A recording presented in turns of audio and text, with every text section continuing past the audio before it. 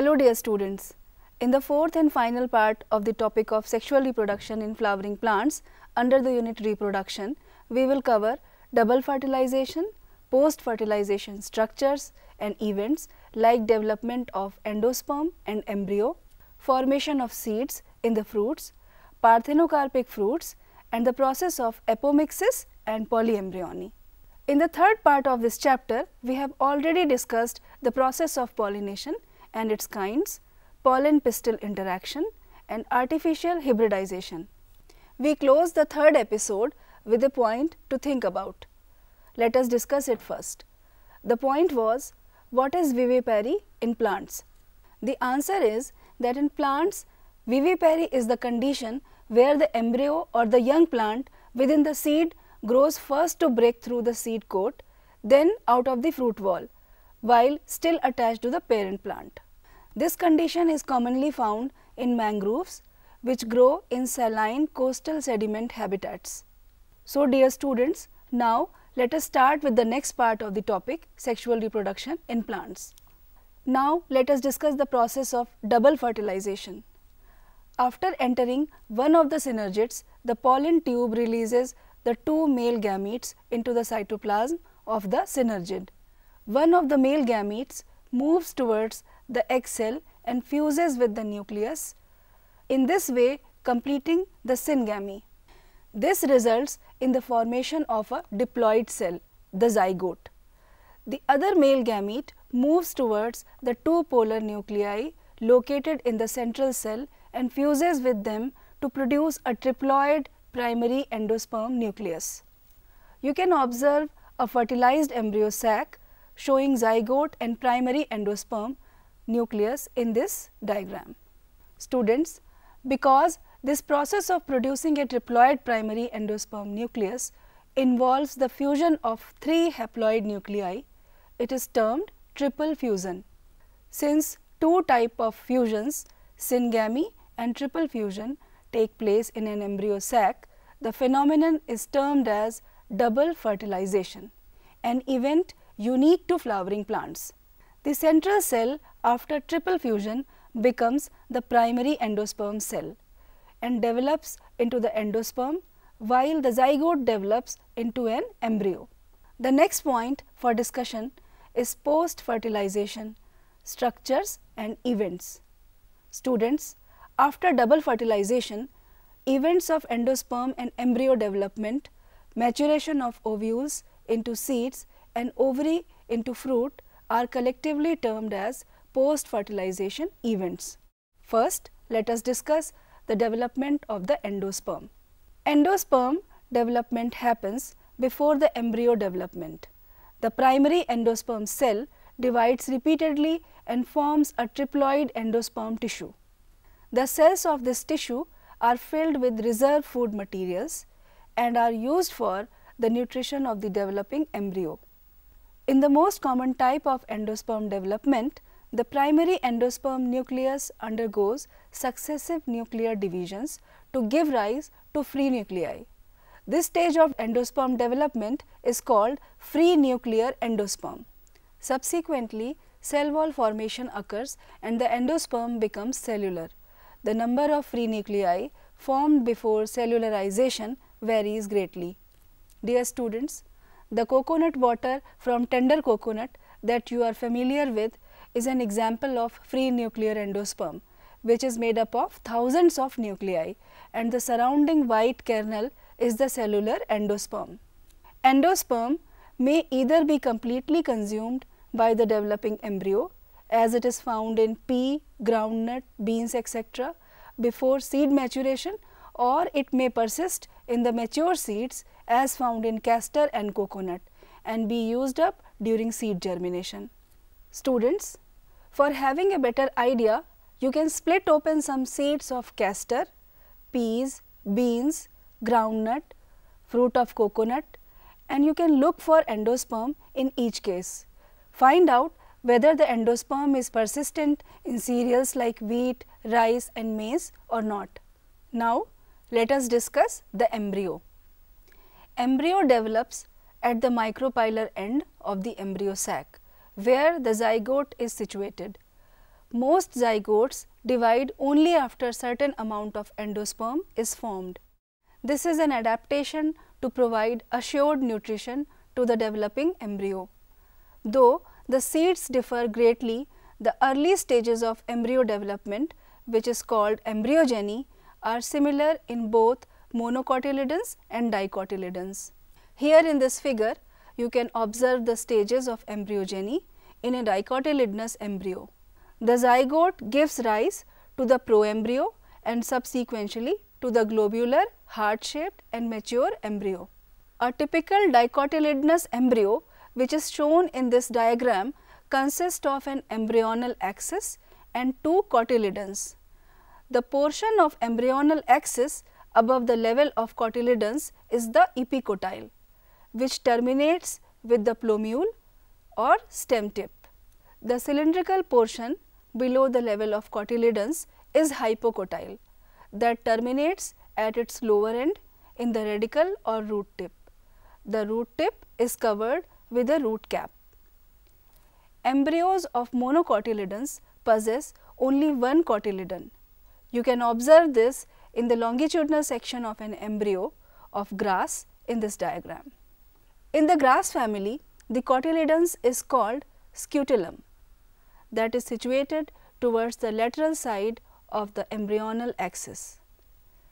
At its lower end, the embryonal axis has the radicle and root cap enclosed in an undifferentiated sheath called coleorhiza. The portion of the embryonal axis above the level of attachment of scutellum is the epicotyle. Epicotyle has a shoot apex and a few leaf primordia enclosed in a hollow foliar structure which is called the cleoptile. Dear students, you can observe the various parts of the embryo and the seed by soaking a few seeds of wheat, maize, peas, chickpeas, groundnut, etc. in water overnight and then split them open, and you can observe these seeds. Now, let us discuss about the seed. In angiosperms, the seed is the final product of sexual reproduction. It is often described as a fertilized ovule. Seeds are formed inside the fruits. A seed typically consists of seed coats, cotyledons and an embryo axis. The cotyledons of the embryo are simple structures, generally thick and swollen due to storage of food reserves as found in legumes. Mature seeds may be non-albuminous or albuminous. We can observe the structure of some seeds in these diagrams. The non-albuminous seeds have no residual endosperm as it is completely consumed during embryo development, like in pea, groundnut, sunflower, etc. Albuminous seeds retain a part of endosperm as it is not completely used up during embryo development, like in wheat, maize, barley, castor, etc. Occasionally, in some seeds such as black pepper and beet, remnants of nucellus are also persistent. This residual persistent nucellus is the perisperm. Integuments of ovules hardens as tough protective seed coats. The micropyle remains as a small pore in the seed coat.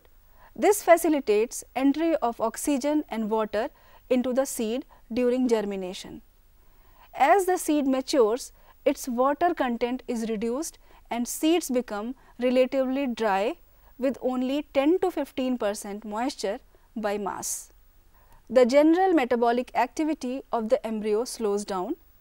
The embryo may enter a state of inactivity called dormancy. If favorable conditions are available, which may be adequate moisture, oxygen and suitable temperature, they germinate. Dear students, as ovule mature into seeds, the ovary develops into a fruit, which means the transformation of ovules into seeds and ovary into fruit proceeds simultaneously.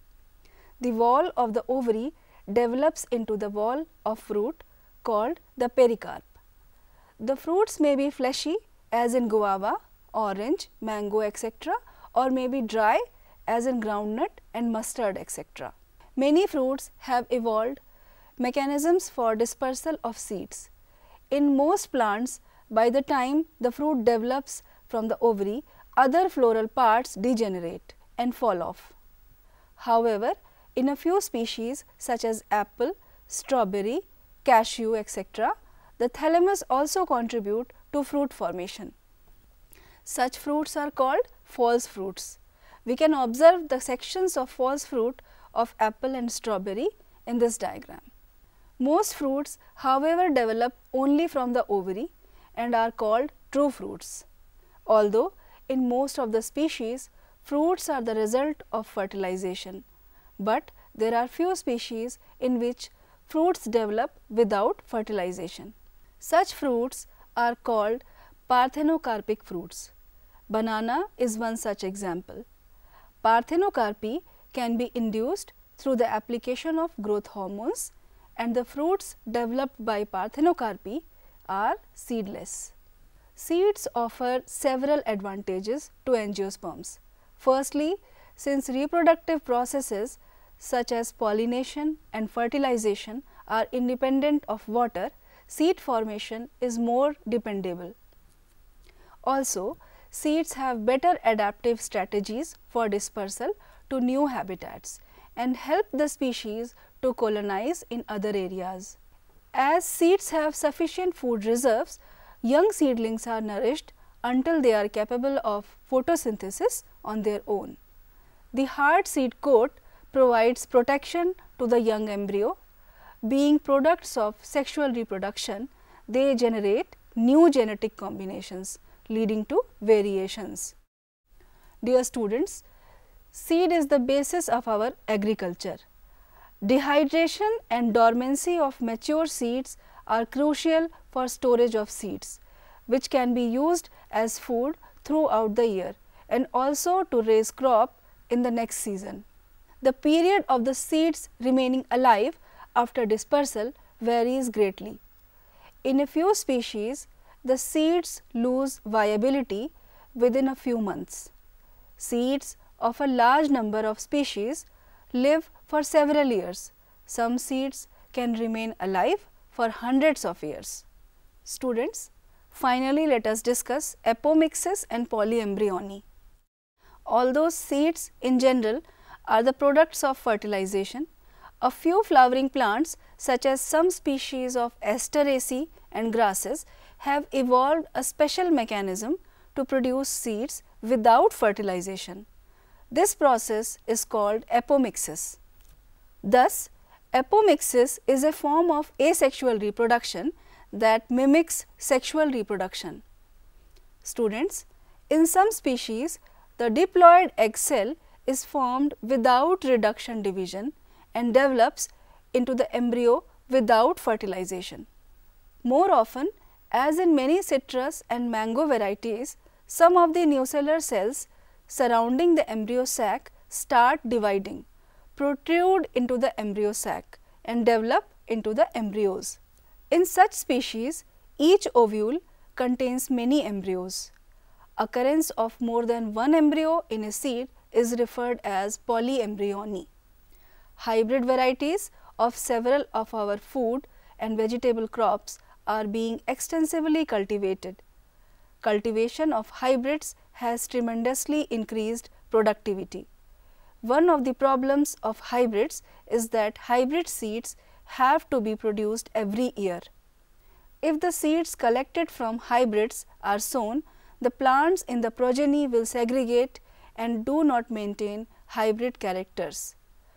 Production of hybrid seed is costly and hence the cost of hybrid seeds become too expensive for the farmers. If these hybrids are made into apomicts, there is no segregation of characters in the hybrid progeny. Then the farmers can keep on using the hybrid seeds to raise new crop year after year, and he does not have to buy hybrid seeds every year. Because of the importance of apomixis in hybrid seed industry, active research is going on in many laboratories around the world to understand the genetics of apomixis and to transfer apomictic genes into hybrid varieties. Dear students, now we have come to an end of this chapter on sexual reproduction in plants. In the first part of this topic, we have discussed about flower as a reproductive structure of angiosperms, the male and female parts of the flower, the structure and development of microsporangia and the pollen grain. The second part has covered the structure and development of the megasporangium or the ovule and the embryo sac along with its types. The third part covered the detailed account of pollination, its kinds, pollen pistil interaction and artificial hybridization. Finally, the last part covered double fertilization and post fertilization structures and events like endosperm and embryo development, formation of seeds in the fruits, parthenocarpic fruits and the process of apomixis and polyembryony. With this, we conclude this lesson. Wish you all the best. Thank you.